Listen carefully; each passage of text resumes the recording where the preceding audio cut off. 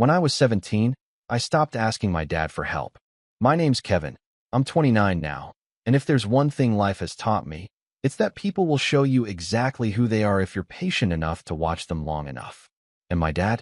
He made sure I saw it plain as day before I even hit adulthood. I grew up in a house that looked picture perfect from the outside. White siding, neatly trimmed lawn, my dad's name on the mailbox in big bold letters like he was the king of the cul-de-sac. Inside, though, things were different.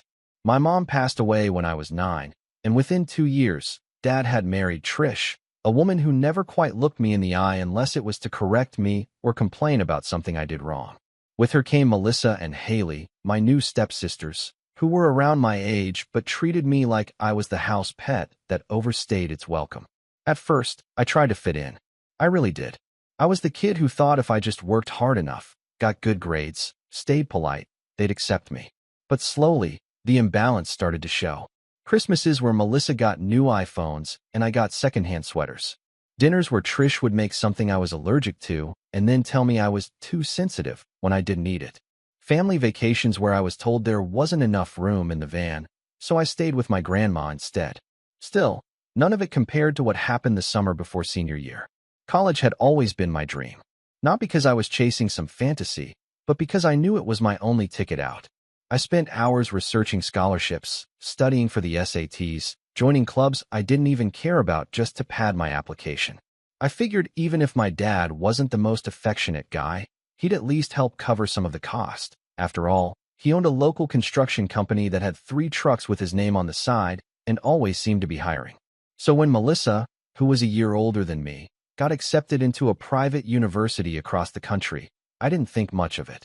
She wasn't exactly the academic type, but somehow she landed a spot in some communications program that probably cost more than our house's down payment. Dad threw her a party. I remember standing in the backyard, watching as he handed her a check in front of everyone, saying something like, "My little girl's going to conquer the world." I clapped, smiled, even helped clean up afterward. Then came Haley. She was my age, just a few months younger, but somehow everything always seemed easier for her.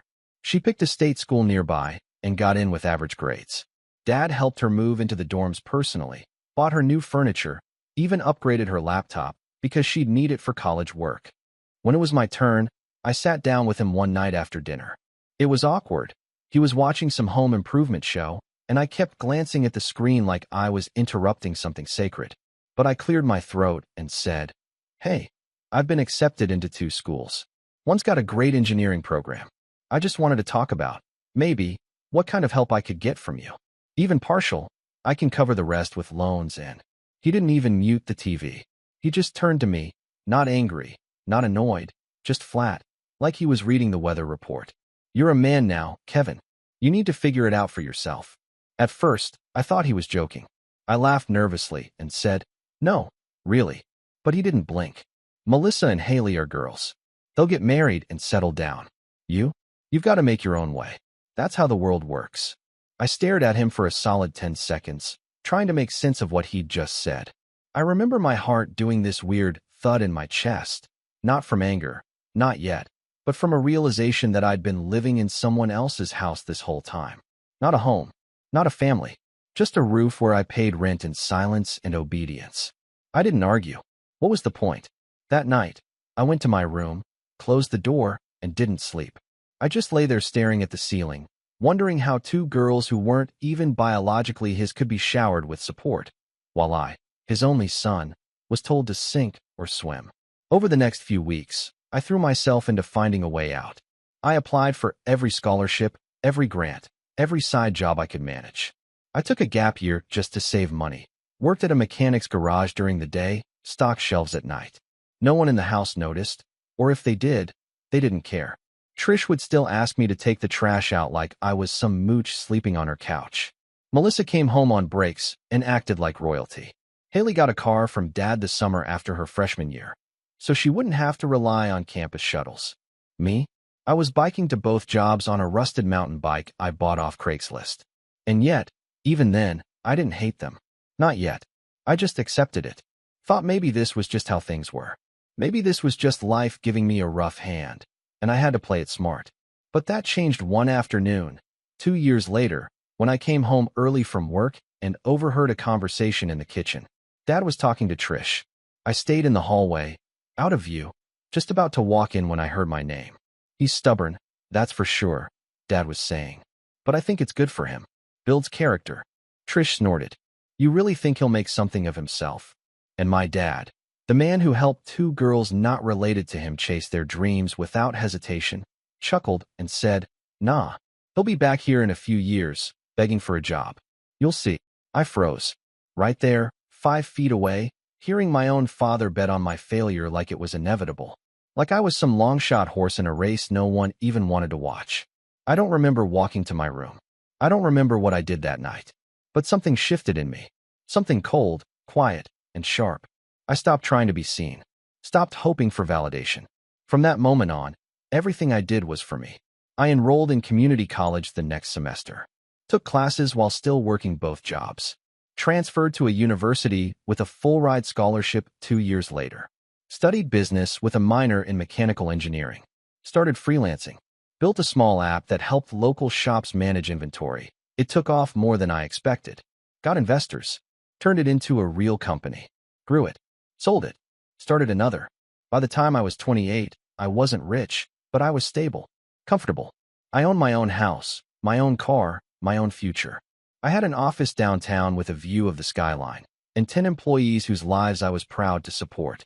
I even got featured in a local business magazine. That's how he found me. 12 years after that night in the kitchen, I heard a knock on my office door. My assistant popped in and said, Hey, there's someone here asking to speak with you. Says he's your father. And just like that, I looked up, and there he was. Worn suit. Nervous smile. A man who used to speak with authority, now clutching a worn-out cap in his hands like he was the one asking for permission. Hey, Kev, he said. Mind if I come in? I need a favor. And that is where things got interesting. I didn't say anything at first. I just stared at him. My father, standing in the doorway of my office like a stranger who took a wrong turn. His eyes scanned the room like he didn't expect this. Like he thought I'd be in some shared workspace or rundown garage office with a flickering light bulb and a rusty coffee pot in the corner. But no. Behind me was a glass wall with a skyline view, the windows reflecting the amber tones of a late afternoon. On the walls were framed patents and press features. I'd even gotten a plaque recently, some local entrepreneur award that meant nothing to me, but clearly meant something to the investors and clients who came through here. And now he was here, standing right next to a water cooler with sparkling and still options, acting like we'd just bumped into each other at the grocery store. Kevin, he repeated, this time softer, like maybe I hadn't heard him. I was hoping we could talk. I looked over at my assistant, Lila, who was lingering in the hallway, unsure if she should intervene. I gave her the smallest nod. Yeah, it's fine. And she reluctantly returned to her desk. Dad stepped inside like he wasn't sure if his feet would be welcomed by the floor. He kept glancing around, half smiling like he was proud, like he wanted to say you've done well, but knew better than to speak first. I gestured to the chair across from my desk. He sat. For a long time, I just let the silence hang. I wanted him to feel it. The weight of every year he wasn't there. Every birthday he forgot. Every Christmas card that said, Happy Holidays, with no personal note. Every time I sat alone watching Haley unwrap a new iPad while I quietly pocketed a $25 gas card. He shifted in his seat. You've got quite the place here, he offered. I finally spoke. You didn't come here for a tour. He cleared his throat and nodded, rubbing the back of his neck like he always did when he was about to ask for something. Yeah. No, you're right. I need a favor. Of course he did. You remember my company? The construction one, he asked, already knowing I did. Things haven't been great. Had to let a bunch of guys go last year. Economy hit us hard. Materials went up, clients backed out, insurance got messy. We're in a tough spot. I didn't say anything. He pushed forward. We're not asking for a handout. Just a bridge loan. Something to keep the doors open until we stabilize. You know the business. We've still got good bones. We just need a little boost. I should have said no right then. But I didn't. Not because I felt guilty. Not because I cared. But because something in me wanted to hear more. Wanted to see how far he'd go. I leaned back in my chair and asked, how much? His eyes lit up like he thought that meant he had a chance. 50, maybe 60,000. I almost laughed. Not because the number was ridiculous. I could have written a check that afternoon, but because the audacity was, "You're asking me for $60,000, I said slowly, "when you wouldn't even co-sign a $5,000 student loan 12 years ago." His smile faltered. "That was different. You needed to learn to stand on your own 2 feet. I was trying to raise a man. Were you?" He hesitated, visibly shaken. "I didn't mean it like that. Look, maybe I wasn't perfect, but—" "No, you were clear," I said, my voice sharper now. "You told me I had to figure it out myself because I was a man. And I did. I figured out every scholarship, every job, every night class, every couch I slept on when I couldn't afford rent. I built everything you see here without a single cent from you." He looked down. "I know. No, I don't think you do," I snapped. "Because while I was working triple shifts and studying on my breaks, Melissa was partying on your dime and failing her classes. Haley got a second car while I was patching a bike tire with duct tape." His jaw tightened. "That's not fair, isn't it?" I asked. Because to me, it sounds exactly like what happened. He didn't have a response. And that should have been the end of it. That should have been the final nail. But the truth is, the worst part, the real betrayal, that didn't happen until years earlier. And maybe I should have seen it coming. But back then, I was too tired, too numb, too busy surviving to understand how deep the favoritism really went. It started with something small. About 6 months after I started community college, I stopped by the house to grab a few boxes I'd left in the garage. I hadn't been around much, and that was by design. But Trish wasn't home that day, and Melissa was back at school, so I figured I could slip in and out unnoticed. While I was digging through the boxes, I found a manila folder stuffed between an old toolbox and a broken fan. Curiosity got the better of me, so I opened it. Inside were copies of tuition invoices. Not mine, obviously. Melissa's. Haley's. But what caught my eye was the breakdown: room and board, textbook fees, meal plans. And on the bottom, in messy handwriting, were notes. Paid 6/5, paid in full, Dad covered. Melissa needs extra for summer session. And then, a receipt. A single sheet from a bank I didn't recognize, with my dad's name and Trish's listed jointly. A wire transfer, $35,000. I stared at that number for a long time. I didn't even realize my hands were shaking until I dropped the folder and half the papers scattered across the floor. That was the moment I understood. This wasn't about tough love. This wasn't about raising me to be strong. This was about choosing. He didn't forget me. He didn't push me to be independent. He just picked them over me. Every single time. The bitterness settled in my stomach like a stone, but I said nothing. I took my boxes and left. Fast forward to a year later. Melissa drops out of school. No big announcement. Just a quiet return home. A few vague excuses about changing majors and mental burnout. Dad spins it into some story about her being brave enough to try something new. Meanwhile, I'm at university now, living in a crummy off-campus apartment with a mold problem and no heating in the winter. I've got 3 roommates, 2 jobs, and 6 classes. And still, I get texts from Trish. "Can you come by this weekend? Melissa needs help setting up her Etsy shop. We're having a family dinner. Don't be rude and skip it." The worst was the Christmas right before my senior year. I didn't want to go home. Everything about that house felt off. But I hadn't seen my grandma in months, and she was the only one who ever made me feel like I mattered. So I went. Dinner was awkward. Melissa had dyed her hair neon pink and was ranting about toxic corporate systems, while Haley live-tweeted the meal. Dad was quiet most of the night, sipping from his beer, pretending like we were all one big happy family. Then, after dessert, he cleared his throat and tapped his glass. "I've got a little announcement," he said. "Nothing huge, just a little early gift." He reached under the table and pulled out 2 small boxes, wrapped in silver paper with neat little bows. Haley squealed. Melissa clapped like a seal. They opened them in sync. Inside, keys to brand new cars. I remember sitting there, holding a paper plate with a half-eaten slice of pumpkin pie, thinking this was some kind of joke. "They're used," Dad said quickly, like that would make it better. "But good condition. Safe. Reliable." Everyone cheered. Except me. I stood up, left my plate on the table, and walked out without a word. No one followed me. No one called. A week later, I got an email from Haley, forwarded by accident, I think. It was a thread between her and Dad, discussing the specs of her new car and how Kevin was probably just jealous because he never learned to save properly. That was the breaking point. That's when something in me snapped. When the final thread of hope I'd been clinging to, the idea that maybe, one day, he'd realize what he'd done, finally dissolved. I deleted their numbers. Blocked Trish on Facebook. Stopped replying to group invites, birthday messages, fake attempts at connection. I shut the door and locked it behind me. Until now. Until this very moment, 12 years later, with my dad sitting across from me, suddenly humble, suddenly quiet, asking me for help. "Please, Kevin," he said, voice low. "I wouldn't be here if I had another choice." I looked at him for a long time. And just when he thought I might say yes, there was a knock on my door. "Hey, Kev." Lila peeked in, hesitating.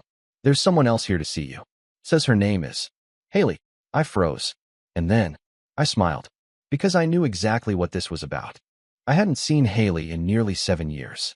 Not since that Christmas with the car keys and the awkward silence I left in my place at the table.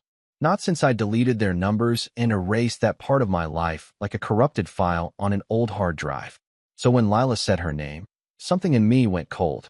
My father stiffened in the chair across from me. "She's here?" he asked, confused, and then quickly masked it with a nervous chuckle. Probably just wanted to come along, show support. Support. Right. I stood and walked to the door without saying a word. When I opened it, there she was, same carefully curated face, same posture, like the world owed her a little more room than it gave everyone else. But there were new lines under her eyes now, slight bags that no concealer could fully hide. She wore a beige coat draped over one arm and clutched her phone like it was a shield. "Kevin," she said, almost like she was surprised to see me, as if she hadn't just walked into my office. "Haley," I replied, stepping aside. She entered slowly, scanning the room like she was trying to gauge how much success I'd gathered and whether it could be measured in square footage or decor. Her gaze flicked from the plaque on the wall to the designer chair by the window. She gave a short nod, then sat beside Dad without waiting for an invitation. "Long time," she said, folding one leg over the other. I didn't respond. She glanced at Dad. "He told you, right? About the business?" I raised an eyebrow. "Is that why you're here? To pitch me too?" "No," she said, but her voice wavered. "Well, kind of. But not just for that. Look, we know things between us haven't been smooth." I leaned against the edge of my desk, arms crossed. "Smooth?" Dad opened his mouth like he was about to jump in, but Haley shot him a look and he backed down. I watched it all with a strange sort of detachment, like I was watching a play I'd already seen the ending to. "We just thought," she started again, "maybe it's time to put the past behind us. Life's too short, right?" It was such a hallmark line. Scripted, practiced, but not sincere. "What do you want?" I asked. She hesitated, then finally laid it out. The construction company was deeper in the red than Dad had admitted. Turns out, a few bad contracts, some tax issues, and poor planning had left them on the brink. They'd mortgaged their house, liquidated savings, even took out loans in Trish's name. And now creditors were circling. "We could lose everything," she said, voice trembling now. "Dad could lose his house. Melissa's still living there with her kids. Mom's freaking out. It's bad, Kevin." I stared at her for a moment, and then at my father. He couldn't even meet my eyes. "She's living there?" I asked. "Melissa? With her kids?" Dad nodded, barely. "She's going through a tough time. So let me get this straight," I said slowly. "The daughter who dropped out, never held a steady job, and had her tuition gift-wrapped for her. She's still in the house you mortgaged, while you're sitting here asking me for money to bail you out." "Kevin, don't do this," Haley snapped, the calm mask cracking for a moment. "This isn't about who got what years ago. This is about family. And right now, our family's drowning." "Our," I repeated. "Is it though?" Silence. That was the moment I realized. They hadn't come here for reconciliation. They'd come because the well had dried up everywhere else. And now I was the last faucet with a steady flow. And yet, despite everything, despite the years of bitterness I'd buried, I still remembered what it felt like to hit rock bottom. Because I had hit it once. It was after my second year at university. I'd overestimated my summer income, underestimated tuition hikes, and the scholarship I was promised got reduced due to budget constraints. I appealed, begged, filled out 100 more forms, but the answer was the same. I was $4,800 short. I didn't have it. My 2 part-time jobs barely covered rent and food. My roommate was moving out, and I couldn't afford the place alone. I couldn't get a cosigner. Couldn't qualify for a loan. I was a week away from being dropped from classes. I remember sitting in a dingy diner, staring at my cold coffee, just lost. I didn't cry. I didn't even frown. I just sat there thinking, so this is it, huh? I made it this far just to lose it now? I had no family to call. No backup plan. No safety net. That night, I slept in the back of my car. It was June. Hot. Mosquitoes buzzing through a cracked window. The seatbelt digging into my side. I used my backpack as a pillow and my hoodie as a blanket. And I remember thinking, I'll never forget this. No matter what happens later, no matter how far I climb, I will never forget this night. It was the turning point. The next morning, I dragged myself to the student union and offered to tutor calculus, physics, econ, anything I could. I talked to the department head, pitched a work-study program, offered to sweep floors if that's what it took. I started freelancing online, making logos and basic websites for anyone willing to pay $25. For months, I lived off canned soup and tap water. I learned how to stretch $1 so far it snapped. But I stayed in school. I finished that semester. And the next. And the next. Eventually, one of my freelance projects, a basic inventory tracker for a student-run coffee kiosk, got picked up by a local chain. They offered me a contract to build a more advanced version. That contract led to others. I learned to code properly, took night classes, grew my portfolio. By the time I graduated, I had enough clients to go full-time. I rented a tiny office above a dry cleaner and hired my first intern. That was the rise. It wasn't glamorous. It wasn't fast. But it was mine. Every inch of it earned. Every win paid for in sleepless nights and quiet resilience. So now, sitting in my sleek office, watching the two people who once watched me drown without lifting a hand, now they were gasping for air. And they wanted me to be the life raft. Why now? I asked Haley finally. Why come here? After all this time? She hesitated, then said something so audacious it almost made me laugh. Because you owe us. I blinked. What? You're successful because of us, she said, voice rising. You wouldn't have pushed yourself so hard if things hadn't been the way they were. That pressure made you. Dad was tough. Yeah, but it turned you into this. She gestured around the office like it was part of her argument. My father nodded, slowly. She's right. I may not have done things perfectly, but I gave you the push you needed. You're strong because of it. That's got to mean something. I stared at them in disbelief. And then, slowly, I smiled. Not because it was funny, but because I'd finally seen the full picture. They weren't just entitled. They were delusional. They truly believed that abandoning me had been a gift. That letting me suffer was some twisted version of love. That they had a claim to my success, like it was equity in a stock they'd invested in. I stood. This meeting is over. Haley's face dropped. Kevin, don't. Dad stood too. Just think about it. Please. I opened the door. Neither moved at first, but then Haley grabbed her coat and stormed past me without another word. My father lingered for a moment. I know I made mistakes, he said quietly, but I'm still your father. I looked him dead in the eye. No, you're not. And I closed the door behind them. I sat in my office for a long time afterward. Lights off. City glowing in the distance. My heart wasn't racing. I wasn't angry. I wasn't sad. I was clear. Crystal clear. And I knew exactly what I was going to do next. But not for them. Not this time.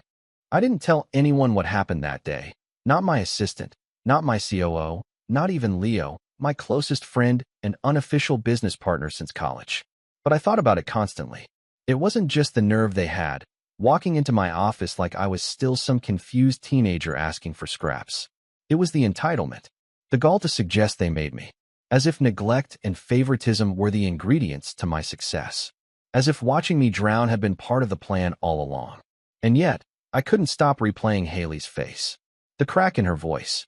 The desperation she tried so hard to mask with forced grace. She had always been good at that, putting on the polished, well-adjusted image while things fell apart behind the curtain. But the curtain had finally dropped. They were losing everything. The house. The business. Whatever illusion of control they'd built was crumbling. And I had a front-row seat to the collapse. I'll admit it, I liked the view. But revenge, I've learned, isn't about lashing out. Not for people like me. Not when you've spent your whole life being told to figure it out on your own. No, revenge is a long game. A slow, deliberate strategy. Like chess. You don't flip the board when you're angry. You study the position. You tighten the noose one square at a time. And I had just spotted my opening. 2 days later, I scheduled a meeting with Leo. He met me at our usual cafe, this quiet spot tucked between two office buildings with the best cour do in the city and a staff who didn't blink if you stayed for 3 hours on a single espresso. Leo was early, laptop open, already nursing his drink. He was tall, sharp-jawed, always wearing something halfway between streetwear and startup chic. One of those rare people who could be both brutally honest and completely loyal at the same time. "What's up?" he asked as I sat down. "You've had that calculating vengeance look all week." I gave a dry laugh. "Do I have a look for that?" "You do," he said. "And you've been quiet. Which means either someone's about to regret everything or you've finally lost interest in your inbox." I took a sip of my coffee. Then I told him everything. About the visit, the ask, the smug entitlement, Haley's line about me owing them for pushing me, Dad's desperate pitch about the company. Leo didn't interrupt, just listened, brow furrowed slightly, nodding every few minutes. When I finished, he leaned back, whistling under his breath. "Man," he said, "that's rich. Do they even know what we're sitting on?" "No," I replied, "and I don't plan on telling them. Not yet. Because here's the thing. We just closed our Series B round. $15 million. Our startup, now a fast-growing logistics optimization company, wasn't just surviving anymore. We were scaling. Fast. Contracts with retail giants. A proprietary AI system that could reduce supply chain waste by 30%. Industry awards. We were on track for a massive acquisition within 18 months. And I'd made sure none of it led back to my legal name in public-facing press. Every article used Leo as the face. I was the architect behind the curtain. Deliberate. Strategic. Because I didn't want my family crawling out of the woodwork with crocodile tears and sob stories. But now they'd found me anyway. And they were drowning. So I made a decision. "I want to buy them out," I told Leo. He raised an eyebrow. "Buy them out of what?" "The construction company." He blinked. "You want to buy your dad's failing business?" "Exactly." He leaned forward. "Okay, I'm listening. But I need to hear where this is going." I opened my laptop and pulled up the public business registry. I'd already done the research. The company was bleeding, 6 months behind on taxes, massive debt owed to a materials supplier, pending lawsuits over unpaid wages. The building they owned had been used as collateral for multiple loans. Trish's name was co-signed on at least 2 of them. "They don't know I know all this," I said. "And that's the point." Leo's eyes gleamed. "You're going to make them an offer." "Exactly. But not as Kevin. Not as their son. I'm going to approach them through a holding company. A shell, essentially. Clean name. No personal connection. Just a local investor with an interest in flipping undervalued family businesses." "And what's the end game?" he asked, though I could already see the grin forming at the corners of his mouth. "I take control of everything. The company, the property, their assets. I become the owner of the very thing my father clung to like a crown. And then," I paused, "and then I show him what a real man does with power." Leo let out a low whistle. "That's cold, Kev. But I like it." We spent the next 2 hours mapping out the plan.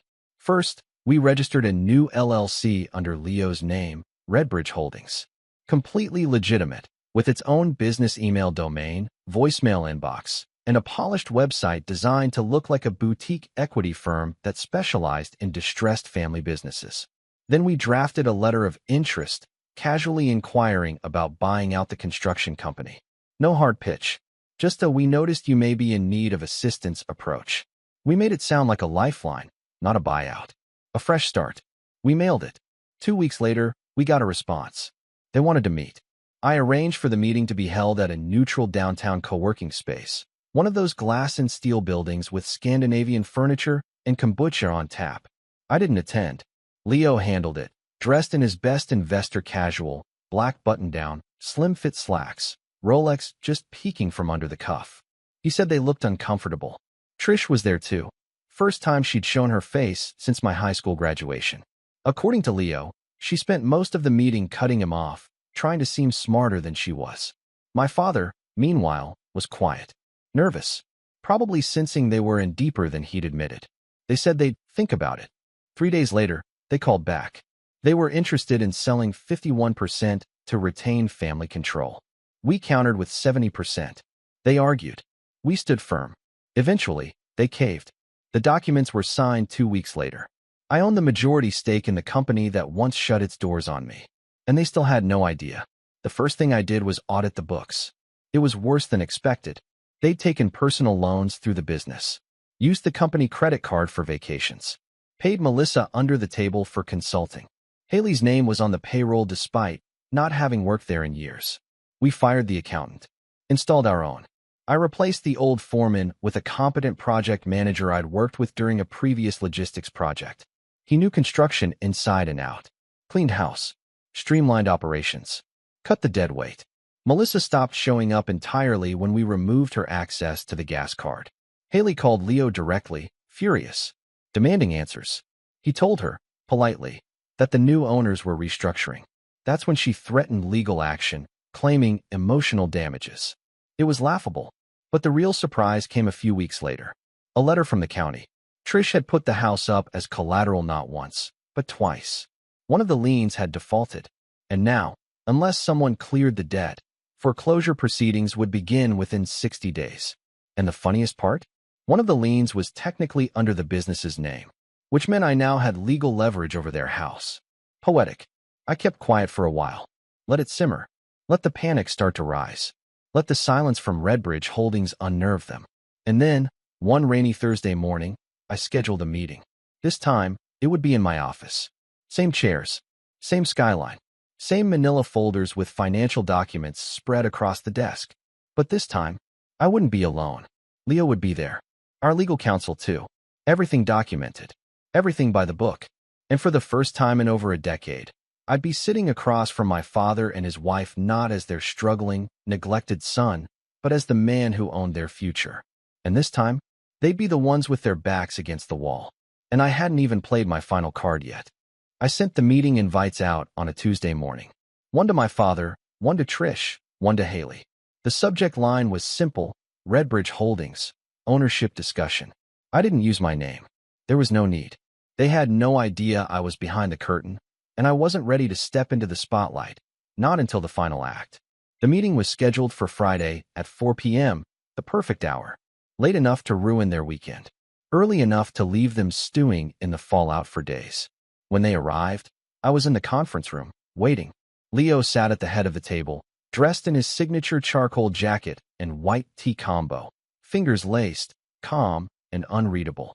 Beside him was our legal counsel, Ava, sharp, composed, and already flipping through the folder in front of her like she was reading the final chapter of a thriller she'd already guessed the ending to.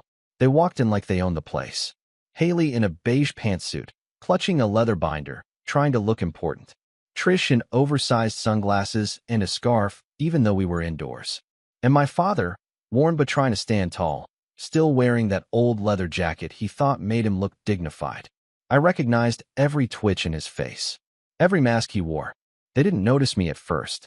I was at the far end of the table, behind my laptop. I'd intentionally kept my chair turned slightly, facing the skyline through the glass wall. To them, I was probably just another assistant or junior analyst sitting in. Until I turned. The moment my face came into view, Trish froze mid-sentence. Haley blinked 3 times, jaw tight. My father, he went pale, like he'd just seen a ghost. Kevin, he said. I didn't answer.